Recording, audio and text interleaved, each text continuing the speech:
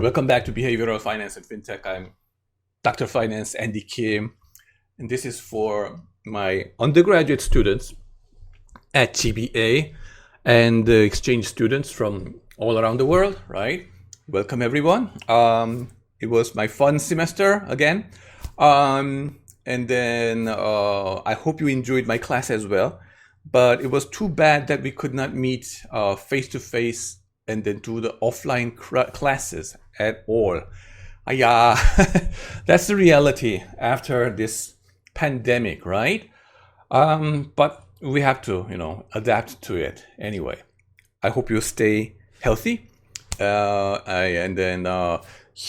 I would like to give you some extra video about, career advice for anyone who happened to get interested in academic career in finance and accounting as well. Accounting, finance, and economics, right? Here's a warning, right? As long as you are non-engineering guys, it's gonna be extremely difficult, okay? The gap between undergraduate finance and then the PhD level finance is huge.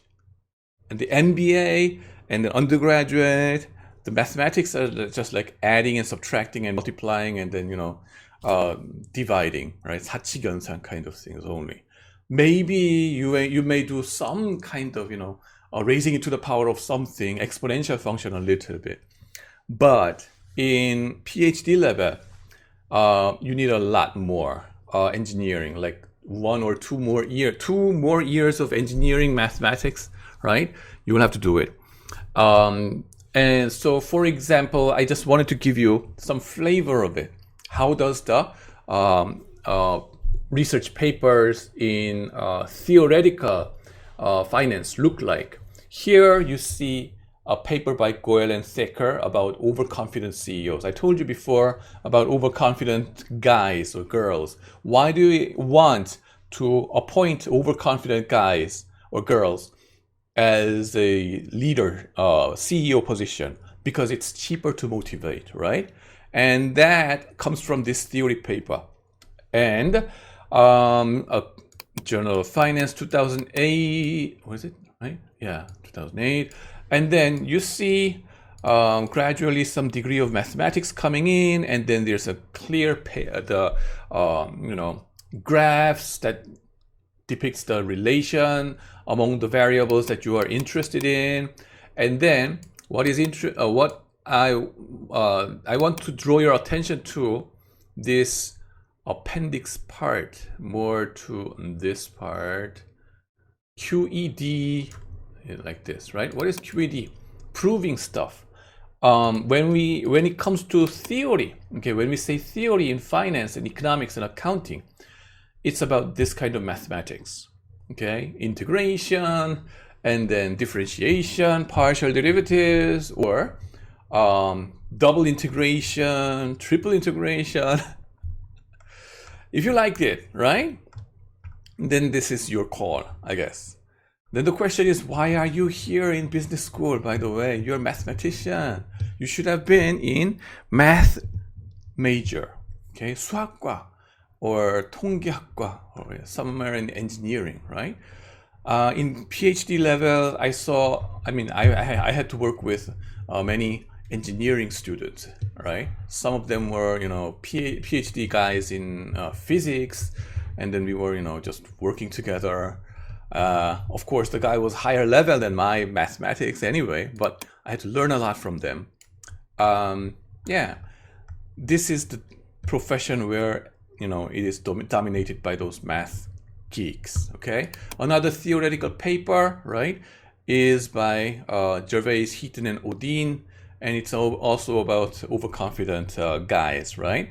Cheaper to motivate, all these kind of things, relations, right? You can graph it using mathematical relations. You see, there's no uncertain, what is it? What do you mean? Like, it's not like a dot, dot, dot, scatter plot. It's not, but it's like a, clear line graph that you see. That is what the theory is about. It's not about the data, but it's about the mathematical relations that you, analytically understand and decipher everything, right? And You see those mathematical proofs going on over here. All right. So if you like this kind of things, it is your call, I guess, calling, right? But otherwise it's not, okay? And then, of course, there are a lot more papers using a lot more papers, what we call empirical finance part, empirical finance. Here, this is where what I do, okay? This is a paper by Malmendier and Tate, right? CEO Overconfidence. You saw that theory paper, mathematically proving some stuff and then seeing the relations like that. The empirical paper is about, let's check the theory using big data. Does the data really, supports those theory papers? That's the purpose of empirical papers like this, okay? So the question becomes like, how do we measure those overconfidence? And then how do we identify those overconfidence ourselves using different various econometric techniques and statistical techniques? You see data section over here, right? How they collected those data and things like that. And then you see some tables like summary statistics, which you never seen in the theory papers, right? Average and standard deviation, how it is distributed, those dots that are not necessarily lining up in a straight line, like nice and easy. No, it's random, okay? And then you see some mathematical notations, but it's just a piece of cake compared to the theory paper, over there.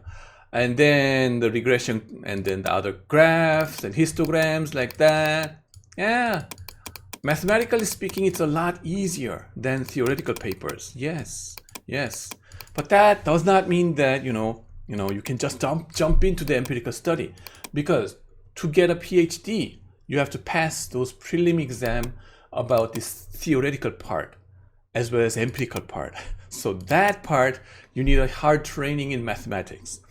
And for in my case, in Minnesota, I had my PhD coordinator told me to take and get straight A, which means A plus in SKKU. In Minnesota, they don't have A plus, so they have just only A. A in 1 year sequence of real analysis, a master's degree level of mathematics, right? I had to go there, and then I spent like couple of years studying those engineering related mathematics, and finally got those, and then got into finance PhD. Okay, of course, in the way I had to go into the applied economics PhD program, and I spent 1 year over there studying economics as well as mathematics. So finance PhD is all about economics. First of all, you need a solid economics understanding. Even though you do behavioral finance, you need a solid understanding in economics first. That's your skeleton. And then once you are secure and pass the prelim and then things like that, then you can move on to behavioral finance and psychology muscles and flesh. You can attach it later on. But before that, no way, right? No Jose. And here is my paper about self-attribution bias of the CEO, okay, which is another form of overconfidence. Here I use the textual analysis data of CEO interviews on CNBC. Good thing is because of me, bad thing is because of them. The textual pattern, right? I capture those things out of 7,000 CEO interview transcripts and run a regression about CEO turnover, which is about firing the CEOs, and mergers and acquisition data like that. So those are shown over here. Okay, those CEO turnover regression, Probit model and things like that. Yeah, Login model, Probit model. Does it sound familiar to you? In your machine learning class, have you learned about it? Yeah, essentially the machine learning is another part of another usage of regressions and then statistical techniques. And then, that's that. Anyway, so my paper is more about this empirical part, right? What was sexy about this paper was the transcript data. those CEOs' words, right? Directly getting it. So that was a hot part. Anyway, so that's the distinction between those theoretical paper and then empirical paper. My paper, I said, I'm testing Goel and Thacker's theory and Gervais, Heaton, and Odin theory, okay, using CEO transcripts. So it was welcomed in the literature, and then researchers loved it. I was very lucky to, to be the first one to test this one and then get it published. So that's how it works, right? In academia, okay? It's really, for small number of you who happen to, be interested in pursuing PhD, okay? I want you to have some idea of what to expect, okay, in your PhD program. I never knew. When I was in the MBA program, I had no idea. 무식하면 용감하다. It's like when you don't know anything, you get more courageous and you're overconfident. Purely based on my overconfidence, or of course, and then I had to pray hard, right? To my, in my religion, right? Every single day I had to. Because at the age of 30, getting those math training was, extremely difficult. But eventually I was able to do it, finish it, get a degree, right? Pass those exams, right? So I was very lucky. But at the same time, I have to tell you, okay, it is extremely painful, right? If you don't like mathematics, right? On the other hand, you may find yourself, the other side of yourself, right? Oh, before I never knew that I like math, but afterwards I realized, oh, I have some math brains there. Maybe because I met wrong math teachers in my high school days who was beating like crazy. And then, for no reason whatsoever, okay, right? 말죽거리 잔혹사. Hey, go ahead and watch that movie. That's my high school. 상문고등학교. So later, belatedly, I realized that, oh, it's not that painful. All right, good, let's go. That's something you might, find yourself. Otherwise, I don't suggest, right? And number two, especially if you Korean students, if your purpose is to become a professor back in Korea, forget it. Why? Because the whole population is shrinking drastically. Like, this number, 0.6. Every couple, on average, they have 0.6 kids. Whereas usually it's like 1 or something, 1.3 in America, right? And maybe somewhere in Europe, 1.2, 1.1. But in Korea, essentially you have no students to teach in the future. Okay? Shrinking population is a huge problem over here. Nobody tries to solve it. Recently I get more interested in this issue. Okay?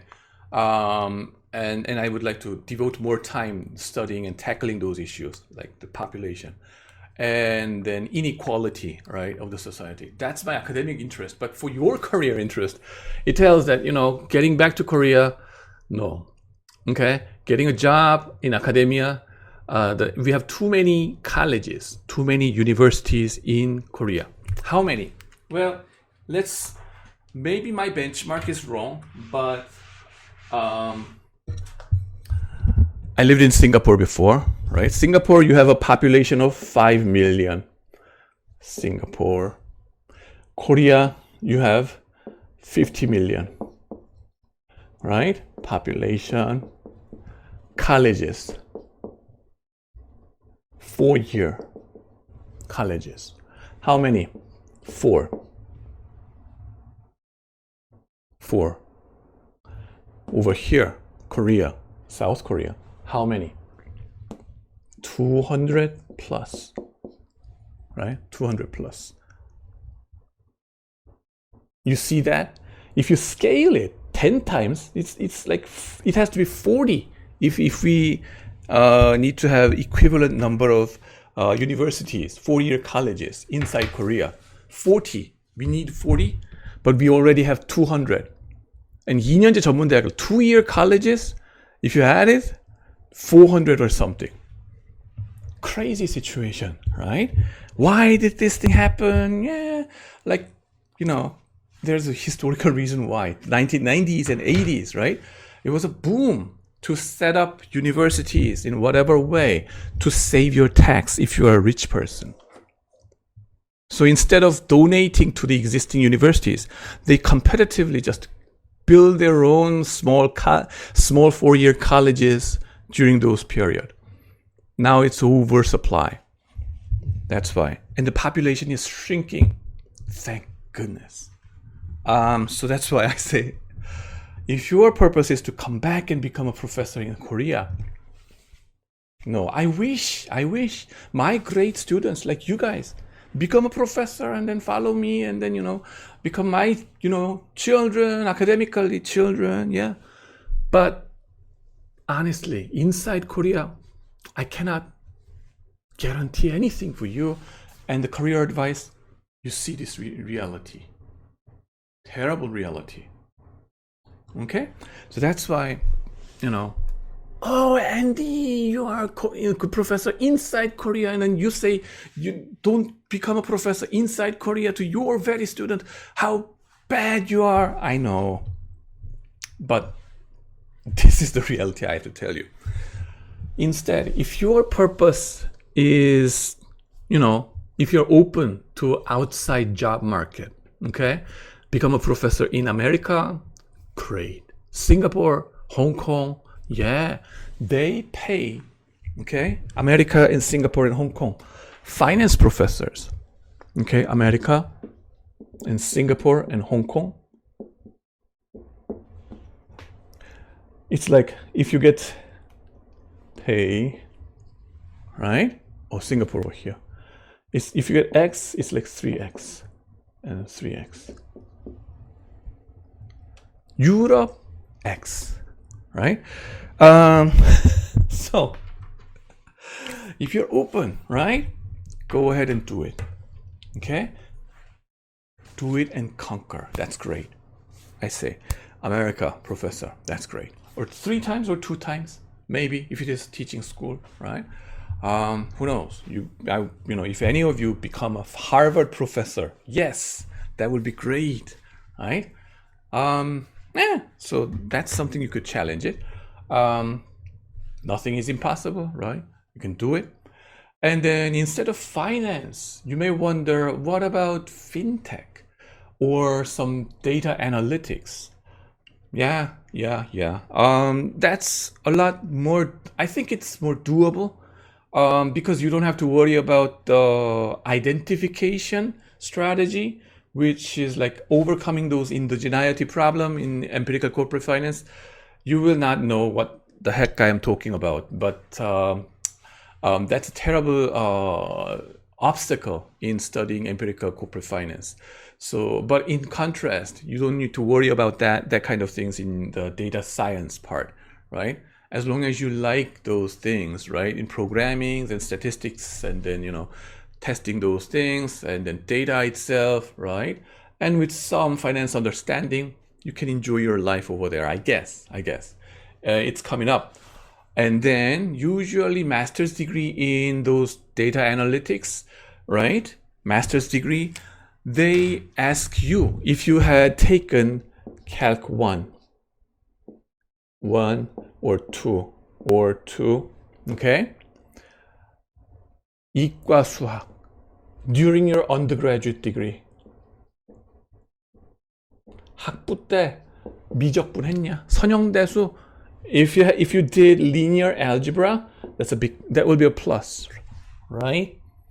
And then you can self-study that part and moving forward. Of course, this is a barely minimal, right? Minimum that you need to have. So if you have not taken this calculus 1 and 2, 3, it even goes to 3. Okay, in my case, I did 1, 2, 3. And then real analysis, there's something called real analysis, but I guess you don't need it to do the data analysis or analytics part. This is good enough, I guess. and then statistics and mathematical statistics and that kind of stuff.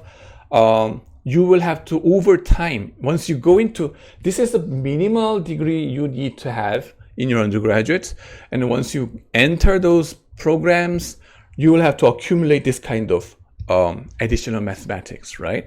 Over time, in your free time maybe. So that is something you could think about, okay? Some fintech programs or data science master's degree or PhD degrees in data science kind of things, right? So you can think about those things. So that's that.